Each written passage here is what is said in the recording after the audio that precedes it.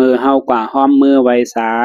ไผ่นาพระเป็นเจ้าและสังขาเขาเจ้านั่นศีลห้าอันเฮารับมานั่นเตไลเฮ็ดจอมสังหลายๆเนี่ยเฮามาถ่อมด้วยจอมกันค่ะมือเฮากว่าห้อมมือรับตาเสว่าจอมสังขาเจ้านั่นข้อ1ปานาติปาตาข้อ2อาตินนาตานา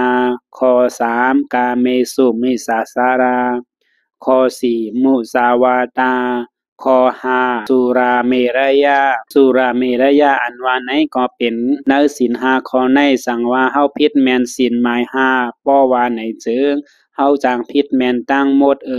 เฮ็ดสั่งแลว่านั่นล่ะเพราะไหนเพราะว่าเฮาผิดแม่นศีลหมาย5เพราะว่าไหนจึงศีลหมาย5นั่นพระเป็นเจ้าเฮาฮ้อไว้ว่าสุราเมรยะในนั้นสั่งว่าเฮาผิดแม่นศีลหมาย5กินเหล้าเมาเหย้าเพราะว่าไหนจึงศีลหมาย1ปานาติปาตาลองว่าคาแหมตัวใจเปิ้นตายนั่นก็มันหัดเฮ็ดศีลหมาย2อาตินนาตานา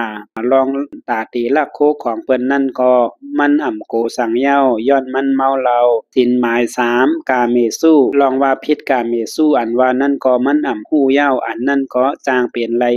ศีลหมาย4มุสาวาตาความแปดแหลนเปิ้นเจอนั่นก็มันอ่ำโกมันอ่ำบ้วนสังเหย้ากอบนั้นแลลองแปดแหลนเจอในก็จางป้ากว่าจอมกอบเจิงนั้นแลความแปดแหลนเจอในก็จางป้ากว่าจอมกอบในแลกอบในแลสั่งว่าเมาเหล้าจึงจางผิดไรกูลองเพราะว่าเฮาผิดแม่นศีลหมาย5เสียน1เพราะว่าไหนจึงจางป้ากว่าจอมกันหมดเหย้ากอบนั้นแลสั่งว่าเงื่องเวไรก็เฮาเงื่องเวตา